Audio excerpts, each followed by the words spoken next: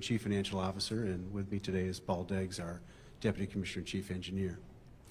We always get questions all the time. The two major things are on pavements as well as litter. So we wanted to address pavements this morning and addressing litter after this. We're blessed in Tennessee. We have no transportation debt. What that means is instead of using our first dollars to service the debt, principal and interest payments, we use it for state of good repair on our roads and bridges, repaving our roads, repairing our bridges. It's a huge investment, but it's a conscious investment. Let me give you some perspective. In fiscal year 2020, we spent close to $360 million. In the fiscal year we're about ready to start, we will not spend $360 million. We'll spend $460 million on state of good repair. Of that 460, $300 million is on pavements. This is our basic core program, and this is what we do every year.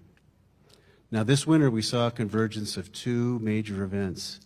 We saw bad weather, a lot of freeze and thaw events, a lot of precipitation, in conjunction with roads at the end of their useful life. Our typical repaving schedule is somewhere around 8 years for the interstates and 12 years for the state routes. We will all agree that this winter has been especially bad, and we all agree that our pavement performance was unacceptable in certain places. Clearly, we waited too long to resurface certain projects. As a result, we convened our engineers to look at the major failures that we had this year and understand those characteristics.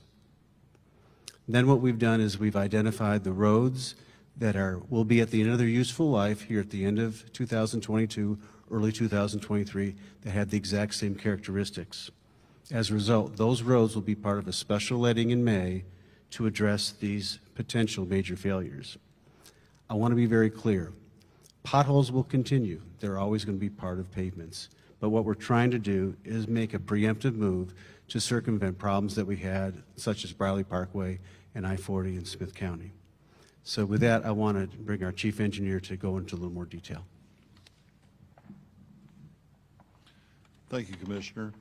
Again, I'm Paul Deggs. I'm the department's chief engineer. You know, Tennesseans have come to expect a high-quality network of highways. You know, our pavement condition has generally been something we've been very, very proud of. We work with our contracting industry, with our staff in general. And one of the things that we saw this winter with the nearly double amount of rainfall that we would typically get in the winter, and we got about 9.5 inches of snow here in Middle Tennessee when we typically get about 2. And so all of the wet weather, the freeze thaw, and again, as Commissioner mentioned, when our pavements start getting at the end of their useful life, when water gets down in them, when the freeze thaw occurs, they start to kind of come to pieces. So we started looking really at the entire state highway network to try to find, well, what is happening? And what we saw was really confined to Middle Tennessee. If you look at the weather reports from the National Weather Service, the really heavy snowfall and a lot of rainfall we got was really confined to the Middle Tennessee area. So we started looking at, well, what were some of the factors that came into play that caused the pavements to come to pieces on us. We typically, starting in our December highway letting, let projects that are going to be for the upcoming season. So we had 54 projects identified in Middle Tennessee to resurface our primary highway network.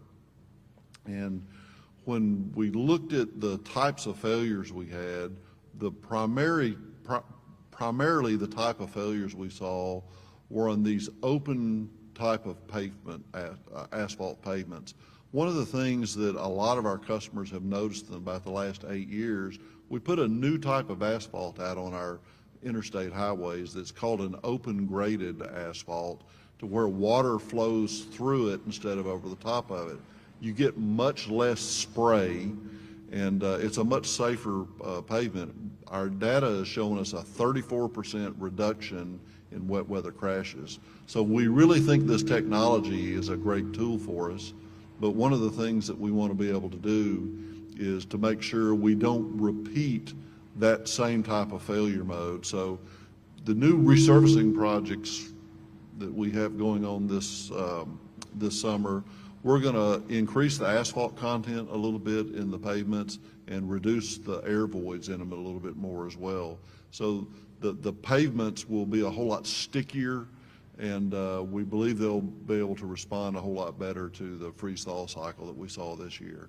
Again, the 10 additional projects that we have, as Commissioner mentioned, are looking at the pavements that we had failures on this past winter. And again, it was a much more intense winter than we've had for about, the last 20 years anyway.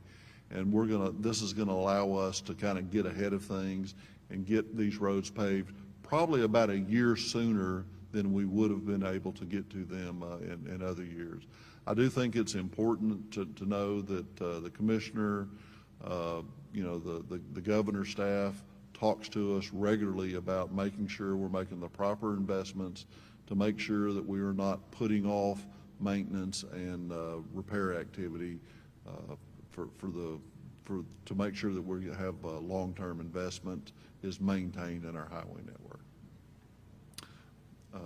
Commissioner, y'all have any questions for us, or you have some follow-up? Yeah. Why don't we just address any questions you've got right now? We'd be happy to. I think the figure that you threw out a couple of years ago was $360 million. This year will be $460. With inflation, fuel costs, everything like that, how much more actual projects will you be able to do, even though you're investing that much more dollars? How much does that hold you back? Fuel prices are double. You want to try?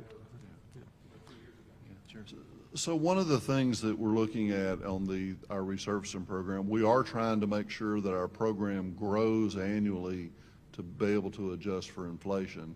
So as Commissioner mentioned, our regular program is already growing for inflation. The type of work that we're talking about in these 10 additional projects are on top of that. So we've already adjusted for inflation, and now these 10 additional projects are going to be on top of that. So this is really about how many miles of road we're paving. We're trying to make sure that we continue to pave a certain number of miles of road every year so we can keep up. And inflation impacts us, but as the Commissioner mentioned, we take the money off the top of our program to where inflation is not reducing our ability to maintain our network.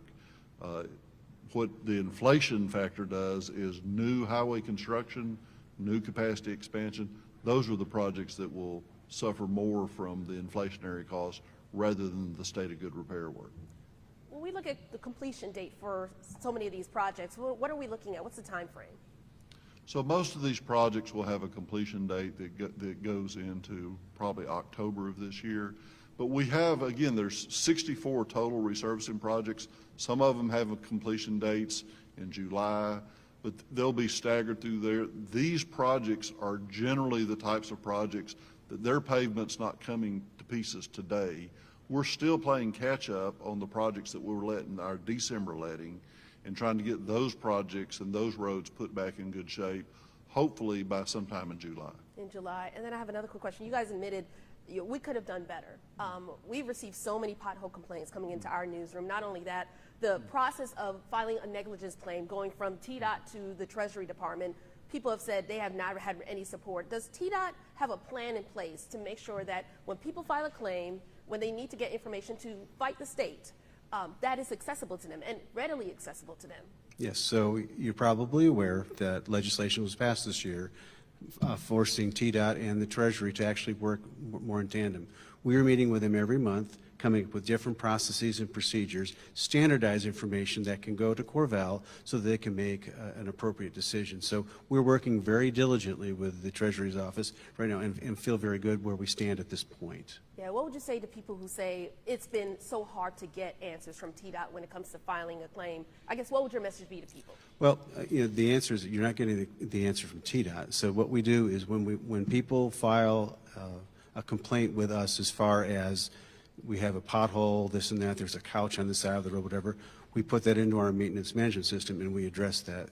what the complaints have been again, for Treasury is that when they put those in, that TDOT's not responding. Well, TDOT is responding now, and we're responding. There's not been a single claim this year that's been levied against the state that we've not had information back on, whether we had information on the pothole to begin with, or whether we didn't, and what we did. So we actually are pleased with our performance at this point. Yeah, any message you give to people who feel that they're not pleased with how you guys have handled things?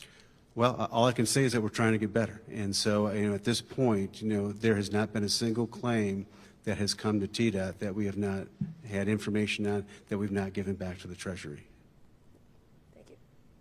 I got another question. Have you found that maybe it wasn't the type of asphalt you talked about, but there was an issue with Raleigh Parkway over around Gallatin Pike, where the asphalt literally just deteriorated, going apart. There wasn't potholes. Have you found issues with maybe the companies, the way that they handled the asphalt, where you're coming back to the companies to say, hey, look, this didn't work, whatever you did? So, one of the questions that we put to our team is, what were some of the causes of the failures? What drove those failures? And if you look across our network, we don't believe that we had any, that it was a contractor doing anything wrong, or that it was a bad design. This product was a new product about 8 or 9 years ago when we started using it in Tennessee. Keep in mind, we're seeing a 34% reduction in wet weather crashes with this product. But now that we're at the end of its useful life, the last year of its life, it just came to part a whole lot faster than the traditional asphalt mixes we use. So what we're looking at is we think that we need to modify the design of it. Remember, Tennessee is probably one of the southernmost freeze-thaw states. So when you have a pavement that gets at the end of its useful life, and then you have what the National Weather Service called flash freezes, to where it was up around 70 degrees and then it dropped down into the teens, water expands. That pavement that's the end of its useful life isn't as sticky, it doesn't hold together as much. That's the type of failure we saw on Briley Parkway and on I-40 in Smith County in particular. And about 80% of these failures were on that type of pavement. We also had some failures on other types of pavements as well, but primarily it was this open graded asphalt. But it has such a huge increase in performance and safety that we really believe that we need to tweak that design. We're going to put a little bit more asphalt in it. There's admixtures that go into it that make it stick together a whole lot better. We'll reduce the number of the amount of holes or voids in it to where it's going to be a somewhat tighter mix. But we really believe the safety aspects of this mix are a primary feature that we need to keep incorporating in the roads. And I think that the average citizen, it's interesting to us when we started using this type of pavement, that our customers would call us and say, hey, I really like that low spray pavement. When you pass an 18-wheeler and you're not blinded by spray, that's a really good thing. And so we want to keep those safety attributes on the highway network, but we've got to be able to tweak it, because if it takes us resurfacing every 7 years instead of every 8 years, that's what we'll have to do. The safety aspects of the roads are just so much more important to us. In terms of immediate repairs right now, I know a lot of parts of Middle Tennessee have been repaired, but if you drive down 24 to Bell Road in Antioch, I mean, it's still a mess on the highway. What is being done right now immediately to address those potholes so that people don't have problems with their cars? Well, certainly we have a resurfacing project to address those, but we've got to be able to get in and do the potholes. If you have a bad chug hole that is going to cause damage to a vehicle, we're going to get out there and repair those. Some of these areas where we have these long, shallow delaminations of the pavement, they're not doing damage to vehicles.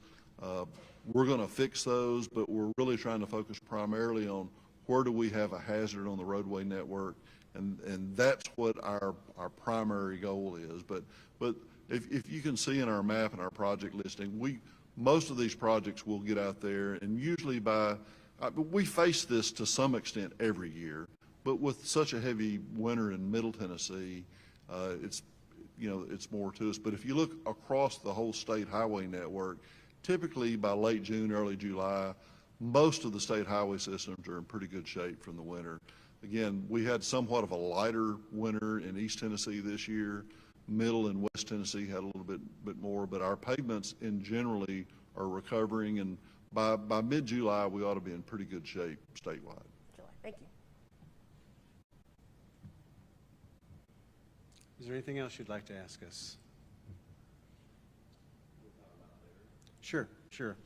So I wanted to talk very quickly here, if we're done with the pavements here. So litter is a constant problem that we have here. The lack of personal responsibility, we've talked about this with things coming out of people's cars, the back of their trucks is alarming, but we have to deal with it. To combat this, the governor and the legislature, as you know, have appropriated additional $4 million to TDOT. What that will mean in real work is that you will see in the major metropolitan areas, Memphis, Nashville, Chattanooga, Knoxville, that all the routes right around the metropolitan area here, state highways, interstates, will be attacked with litter at least every other week, if not every week in certain areas. I want to give you some perspective here. We do a lot of work on litter. In Memphis alone, we are averaging 10 tons of litter going to landfills every month. In Nashville, it's between 10 and 12 tons. So we do a lot of work there. You should see things going on. We've actually increased our TDOT forces picking up the big litter, the chairs, the tires, the bumpers on the sides of the roads.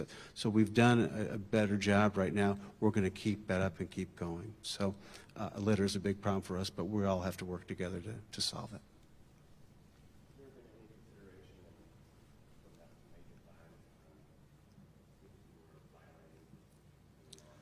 Well, we are not the agency that would fine people, but we would certainly be very happy for that to happen. I know that we have people who can call a number and report someone and they get a letter, but there's no fine attached to that. But it's a big problem, and we've got the most beautiful state in America. We need to keep it that way. It is really a hard, as Paul will tell you, I mean, we'll be out there today picking up the tires and bumpers, and 2 days later they'll be back. But we have to keep doing it every day. I don't know if this would fall under litter, but with more construction, you're starting to see more piles of concrete on highways, interstates, where I've seen a truck stop, I've seen it pours out, makes a big mess if people drive through it, or if they don't, it hardens there. Is there anything that TDOT does to address that, or is that? If you want to talk. Sure. So, you know, construction debris on the highway network are a perennial issue with us. So certainly there's a lot of small batches of concrete, and so we have to send them out. I know I sent a crew out about 2 weeks ago. There was a boulder against the barrier wall on I-440, weighed about 400 pounds. You couldn't just go pick it up. We had to bring equipment in, but it was a boulder that had fallen off a truck somewhere and is laying on the side of the road. Tree stumps, boulders, you know, we see mattresses every day, but a lot of construction debris blows off of trucks and falls off of trucks, and it's a big issue for us, but it's just another constituent of litter that we have to deal with.